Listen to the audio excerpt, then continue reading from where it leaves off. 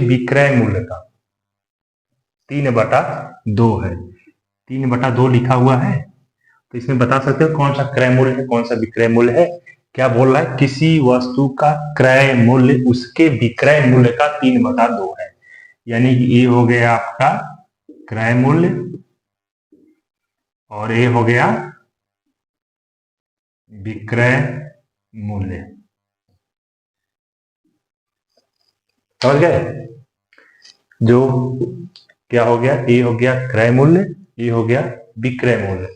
यदि हानि पूछता तो हानि कितने की हो रही है, 1 की।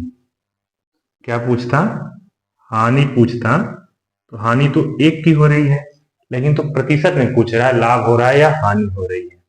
तो हानि प्रतिशत बराबर, पिछले वीडियो में देखा है सूत्र क्या है, हानि 1 की बटा के क्रय मूल्य। क्रय मूल्य कितना है, 3 है, गुणते 100। 100 बटा के 3 यानी कितना है, 30.3 दिख रहा है ना, नीचे नीचे जरा समझ गए। इस बात को समझो एक बार फिर से। यदि किसी वस्तु का क्रय मूल्य, खरीदने वाला मूल्य, उसके बेचने वाले पैसे का 3/2 है। क्या पूछ रहा है, 3/2। विक्रय मूल्य के हिसाब से बोल रहा है 3/2। कौन है, क्रय मूल्य है।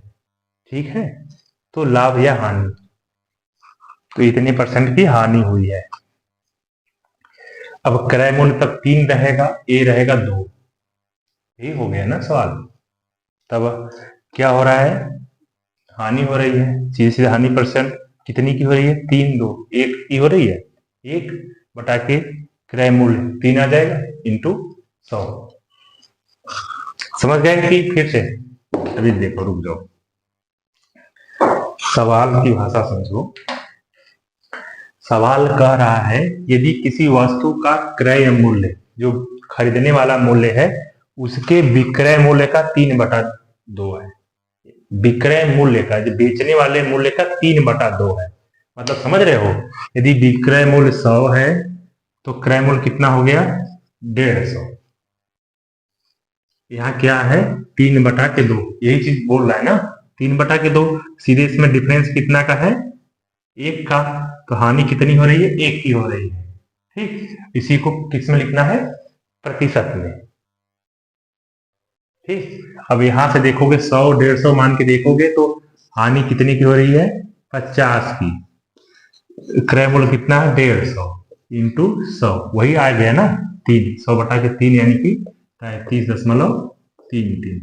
ऐसे परसेंटेज में, ऐसे जब सवाल आते हैं, दिमाग को खुला ओपन रखना है और आसानी से कर देना, तसल्ली से, कोई दिक्कत नहीं होगी। अब देखते हैं नेक्स्ट सवाल। क्वेश्चन है, 12 वस्तुओं का क्रय मूल्य 10 वस्तुओं के विक्रय मूल्य के बराबर है, तो लाभ या हानि प्रतिशत में बताइए। अब बताइए लाभ होगा कि हानि होगा। मान लीजिए कोई सामान हमने 10 रुपए में टॉफी है, कितना है, 10 रुपए में। 10 रुपए में कितना टॉफी लिया है, 20, दिया 10। क्या हम 10 रुपए कहीं गए दुकान से, थोक के दाम में 10 रुपए में 12 टॉफी लेके आए हैं। अब कोई कह रहा है कि हमें दे दो, तो हमने उसको क्या बोला, ये लो 10 टॉफी, ये 10 टॉफी हम लाए हैं 10 रुपए में। तो ऐसे सवाल में हमें क्या हो रहा है, लाभ हो रहा है ना, हमारी 2 सामान बच जा रही है ना, 2 टॉफियां बच जा रही है, तो लाभ ही हो रहा है ना। तो लाभ कितना हो रहा है, लाभ कितना हो रहा है, 2 का। लाभ कितना हो रहा है, 2 का लाभ हो रहा है। तो ये लिखेंगे क्रय मूल्य में कि ये लिखेंगे, इस जो छोटा है उसको लिखेंगे, क्योंकि लाभ हो रहा है 2 बटा के 10। क्या निकालना है, परसेंटेज निकालना है, 100। लाभ प्रतिशत, लाभ प्रतिशत, लाभ कितने का हुआ, 2 सामान का। क्रय मूल्य क्या हो जाएगा, 10 छोटा वाला हो जाएगा, क्योंकि लाभ हो रहा है। और यहाँ पे 100 से कर देंगे, यहाँ आ गया 5 कर देंगे, यानी कि 20% का लाभ। कितना का लाभ हुआ, 20% का लाभ हुआ। समझ गए। अभी एक हानि वाला भी देखते हैं इस पे सवाल। कॉन्सेप्ट समझ गए। 12 वस्तु, मान लीजिए 10 रुपए में 12 टॉफी लेके आया, कोई मुझसे मांगा तो मैंने उसको क्या कर दिया, 10 टॉफी दे दिया। क्यों? क्योंकि ए सेम है, ए कहीं नहीं गया। अब हमसे पूछ रहा लाभ हुआ या हानि हुआ। 12 सामान हम लाए थे, 10 ही से काम हो गया, तो 2 का लाभ हुआ है ना। तो लाभ कितने का है? लाभ प्रतिशत में क्या होता है? लाभ बटे के क्रय में लाभ। अब यहाँ 12 नहीं लिखेंगे, 12 लिखने का मतलब कि हानि होता तब ना 12 लिखते। 12 का सामान 10 में दे रहे हैं। यहाँ क्रय मूल्य छोटा वाला हो जाएगा, क्रय मूल्य इंटू 100। ठीक है, एक और सवाल देखते हैं हानि।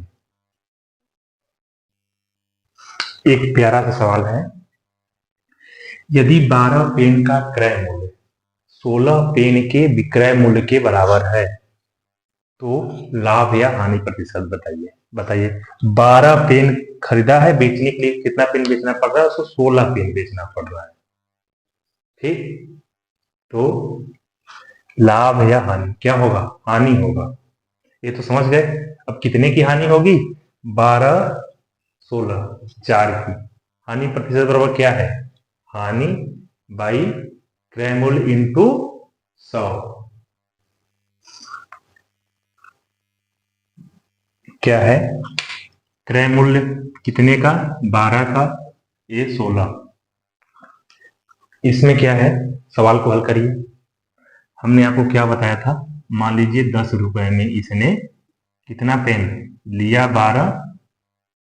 10 रुपए में 12 पेन खरीदा था, लेकिन तो किसी को देना हुआ तो कितना इसको देना पड़ गया? 16। तो लाभ होगा या हानि होगी? बताइए। हानि होगी ना। तो हानि प्रतिशत इज इक्वल टू कितने की? 4 की। हमने पिछले सवाल में बताया था, यदि लाभ होगा तो छोटे वाले को लिखेंगे, हानि होगा तो बड़े वाले को लिखेंगे। क्रय मूल्य में किसको लिखेंगे? बड़े वाले को। 16 इंटू 100, 4 चौका 16, मतलब कि 25% की हानि हुई। सवाल में ऐसे लिखा रहेगा 25%, ऑप्शन जो ऑप्शन दिया रहेगा 25% लाभ, 25% हानि। घबराना नहीं। यदि 12 पेन का क्रय मूल्य 16 पेन के, ऐसे बना ले, एक समझने के लिए बना दे रहा हूँ। 10 रुपये मान लो 12 पेन खरीदा, उसको बेचना देना पड़ गया 16 पेन, तो डिफरेंस दोनों हो जाएगा, वो हानि हो जाएगा। हानि होगा। हानि, यदि हानि हो रही है तो बड़े वाले को लिखेंगे नीचे, यदि लाभ होता तो छोटे वाले को लिखते इंटू 100। ये हो गया हानि। अब नेक्स्ट सवाल देखते हैं, बहुत ही इंपॉर्टेंट सवाल है। ठीक है, ये समझ जाइए, इस तरह का क्वेश्चन आएगा, आसानी से करिएगा। एकदम रामबाण है एसएससी जीडी के लिए, एकदम एसएससी जीडी स्पेशल चल रहा है, समझिए। एसएससी जीडी के लिए तो स्पेशल है, पक्का न पक्का इस पे, या जो अगली सवाल जा रहा हूं बताने उस पे एक सवाल पक्का आएगा, यानी कि 2 नंबर क्लियर बता रहा हूं। 2 मिनट, 1 मिनट इसको देख लीजिए, 1 मिनट अगला देख लीजिए। पक्का वीडियो को बिना इसकी बिना भगाए हुए देखिए, मजा आ जाएगा। आ गया एकदम जाना पहचाना सा सवाल। क्या है? एकदम जाना पहचाना सा, बहुत ही वायरल है, 60 वीडियो में भी ये सवाल आती रहती है, इसी को उठा दिया हमने। राकेश 5 रुपए में 6 केला खरीद के 6 रुपए में 5 केला बेचता है, लाभ या हानि प्रतिशत बताइए। इसके लिए 2 नियम। कितने नियम? 2। डायरेक्ट हल ही कराता हूं, बकवास करने का समय नहीं है। 5 रुपए में 6 केला खरीदा, 6 रुपए में 5 केला बेचा, इसका हो जाता है तिर्यक गुणा। जो पहला आता है 25, ये हो जाता है सीपी, और जो ये दूसरा आता है 36, ये हो जाता है SP, cost price selling price. एक नियम समझ गए?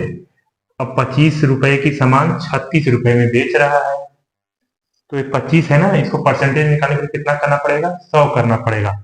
इसमें किसका गुणा कर देंगे? 4 का। 25 चौके 100, तो इधर भी 4 का गुणा करना पड़ेगा ना, बराबर। ये हो जाएगा 144। 144 हो गया, यानी कि 44%। लाभ कितना हो गया? 44% लाभ। ठीक है, एक नियम हो गया।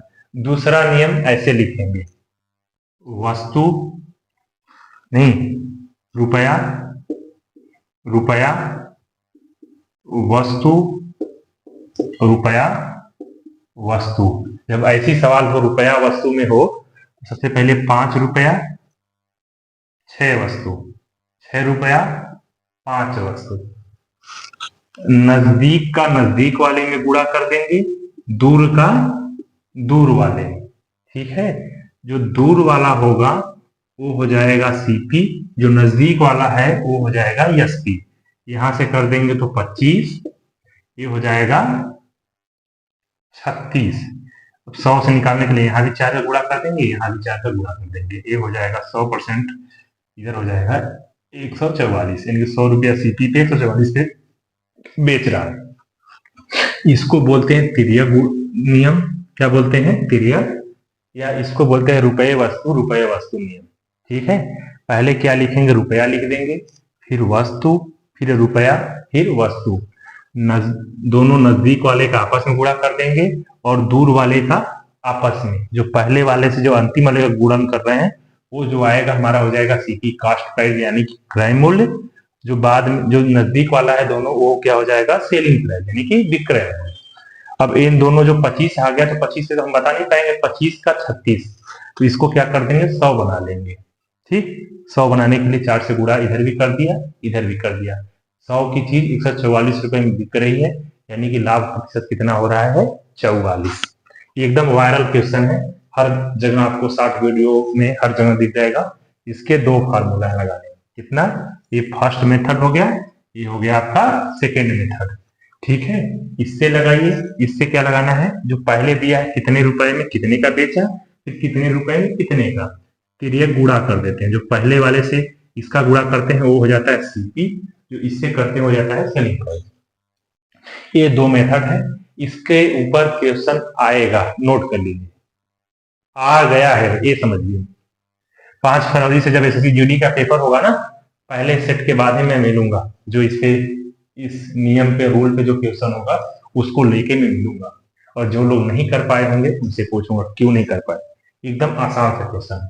इसके 1-2 सवाल और देते हैं और यहीं पे प्रॉफिट लॉस को खत्म करेंगे। 1 सवाल या 2 सवाल और हल कर लेते हैं इस नियम पे, उसके बाद में हम खत्म करते हैं। सवाल है, कोई लड़का 16 रुपए में 9 सेव खरीदता है। 16 रुपए में कितने सेव खरीद रहा है? 9। 2 नियम बताए थे।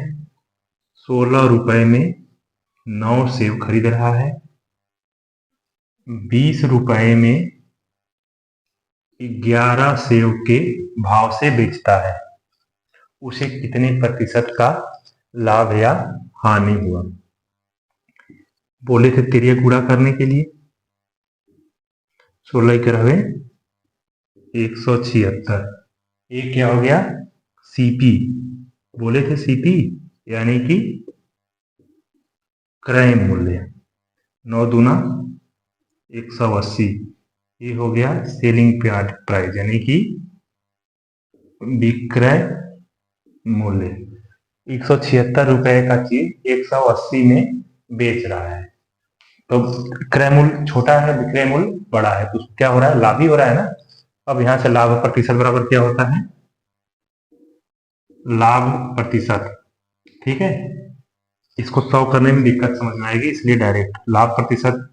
लाभ कितने का हो रहा है? 4 का। क्रय मूल्य कितना है? 176 गुणते 100। समझ गए? अब 4 से काटते हैं, इसको डायरेक्ट काटते हैं। 4 चौके 16, 1 4 चौके 16, 100 बटा के 44। ठीक है, 100 बटा के 44, इसको 11 से काटते हैं। 11 चौक 44, 4 से काट रहे हैं, सॉरी 4 से काटेंगे तो 4 11 में आ जाएगा, इधर आ जाएगा 25। 25 बटा के 11% लाभ है, तो 25 बटा 11 क्या लिख सकते हैं? 11 दूना 22, 11 दूना 22, 3 बटा के 11%। लाभ प्रतिशत कितना है? इतना। दूसरा तरीका भी वही था। यहाँ क्या लिखते हैं? रुपया वस्तु, रुपया वस्तु। रुपया कितना था? 16, वस्तु 9, रुपया कितना था 20, वस्तु कितनी थी 11। नजदीक का नजदीक वाले से, दूर का दूर वाले से गुणा करते 176, और इधर भी किया जाता है 180। इस नियम से ये हो जाता सीपी, ये हो गया सेलिंग। इस नियम से लगाइए या इस नियम से, ठीक है। सवाल लगेगा, आंसर आएगा 100%।